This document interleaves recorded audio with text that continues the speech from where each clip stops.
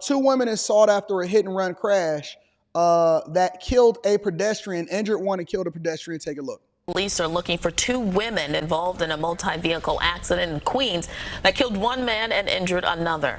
Let's get right to Good Day's Briella Tomasetti. She has the details from the crash, which happened in Queensboro Hill, and is still a very active scene and investigation. Briella.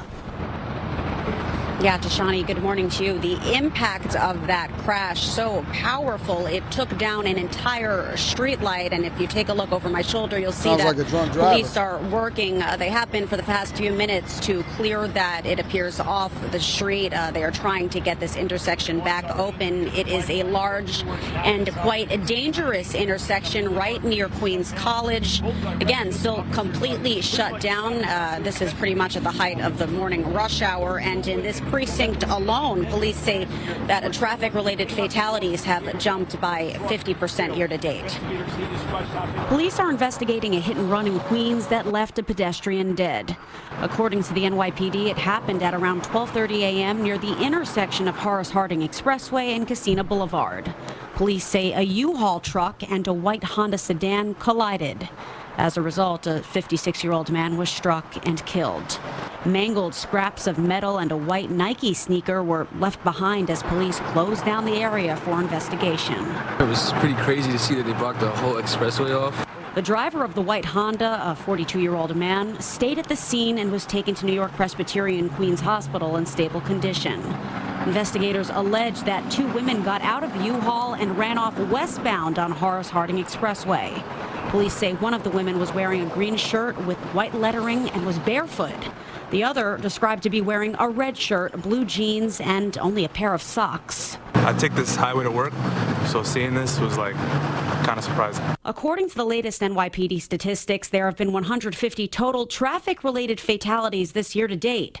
69 pedestrians, 37 motorists, 37 people riding. Sounds like either drunk driving or maybe it's migrants. I don't know why they was driving a U-Haul, but two women is on the run for killing somebody. And that's why you got to just look at life as a little bit more precious, because I live every day like my last, because somebody can just come in an intersection and just crash into you in the middle of the night and nothing else is made of it. They just run. They not worried about you. They not about to stop and hold you down and check on you or nothing like that. It's just up from there. That's just the end of the conversation. So prayers for the family of the person that was killed, and hopefully they catch these two women and hold them accountable for their actions and hit them with the hardest parts of the law. All right, in Georgia, an election rule has changed, and it's starting to upset people on both sides, Democrats and Republicans. Republicans because they agree with the rule, Democrats because they don't agree with the rule and they protesting against it. Check it out. Well, Georgia's State Board of Elections approved a controversial policy, last-minute rule change a short time ago. The rule allows local election officials to investigate counts before certifying their county's results. Tonight, top state officials on both sides of the aisle have called foul. Fox 5's Rob D'Arienzo is live at the state capitol. A lot of eyes were on this vote. Rob, tell us what happened. Hey there, Christine. Good afternoon. Well, a lot of eyes on this vote, especially on the first day of absentee voting here in Georgia. Now, Secretary of State Brad Raffensperger says he's concerned that these last-minute changes could sow chaos into the system, and a lot of Democrats agree. This is dangerous to all Georgians, no matter who you want elected. Voting rights activists sounded the alarm under the Gold Dome Monday morning as Georgia's election board met virtually to approve the plan that would require 3 separate poll workers to hand count ballots. What we are already witnessing currently is 3 board members on the Georgia State Election Board behind these rule changes, showing partisan favor by putting their own goals before all Georgians. Earlier this year, 3 pro-Trump Republicans who have cast doubt on the 2020 election results got appointed to the board. The former president called the trio his, quote, pit bulls fighting for honesty. These are all very important things that we want our boards to review and expect them to review before they certify an election. Important and is an important step to find some form of uniformity and acknowledgement that we do hear some of the other concerns. On Monday morning, Republican Attorney General Chris Carr issued a formal opinion that the board couldn't direct him to reopen an investigation into unfounded claims of voter fraud in 2020. Why would they be mad? Why are Democrats mad? Because they want to make sure that they hand count and that things are accurate before they certify an election, instead of coming back and then they saying that it sows chaos into a system by verifying and making sure that the actual results are real prior to you certifying an election. Why would they be mad at that? Why would they say that that sows chaos into a system? I don't understand that. If you don't have anything to worry about and you're not cheating, then it doesn't really matter if you want people to verify it prior to certifying an election. I don't understand why that's an issue. Why would they be protesting against that? Oh, okay, listen, let's go ahead and certify the votes. Let's make sure that everything is accurate prior to certifying an election here in Georgia. Why would that rule change actually institute something that's negative in any way, shape, or form? I don't understand it. I don't know why.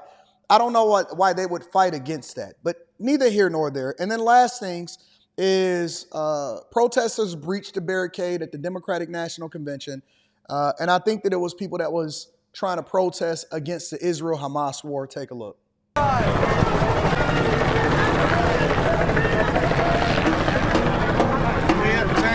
Hey guys, we want to come back live to you just so you can see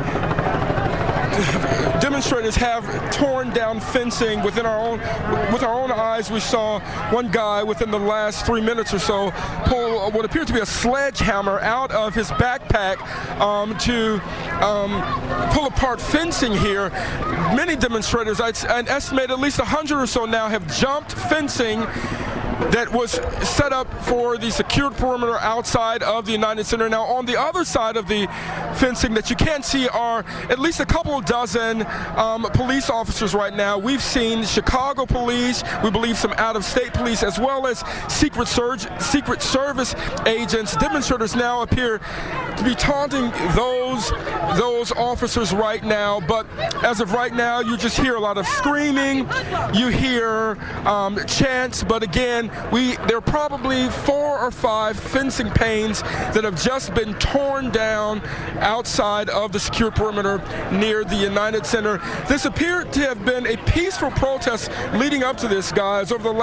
Since we've been here since 9 o'clock, we haven't seen any type of unrest. We hadn't seen any issues, any violence, any vandalism. But even with our own eyes, as we've shown you live on Fox 32, within the last 5 minutes, we've seen demonstrators come. There's one guy that you can tell who's standing on top of the concrete beamers, and they're tearing down the fencing even more. If you look ahead, we're standing right outside of the Pilgrim Rest Missionary Baptist Church, which is on Washington. Washington, I believe, is the street. We are not seeing, at least from our vantage point, at least a lot of police on this side. Police are at the end, I believe, trying to stop folks from getting as close to the United Center as they can. But again, we still are about 2 blocks away. But it appears that these demonstrators, at least the agitators that we're showing you right now, they won't stop. They're continuing to go. Again, one guy we saw with our own eyes pull a sledgehammer out of his backpack to destroy some of the fencing here. And so Chicago police are now trying to get control of this. We'll continue to monitor the situation as folks are. They didn't have any of this at the Republican National Convention as far as people tearing down fences. I know that it's protesters at every event, but this is something that's unique in Chicago. And what they're basically saying and advocating for, because I did a little bit of research and I've been paying attention to what's going on in the news. That's my job. Don't worry about it.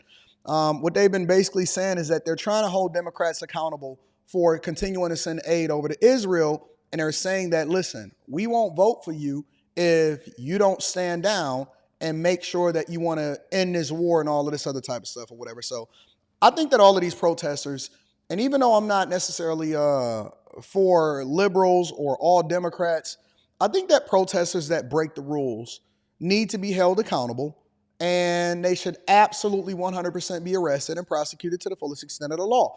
Because if you're going to protest, you need to protest peacefully, but you don't need to destroy stuff that's not even a part of your community, because a lot of these people is probably paid actors. But ladies and gentlemen, that's your quick hits.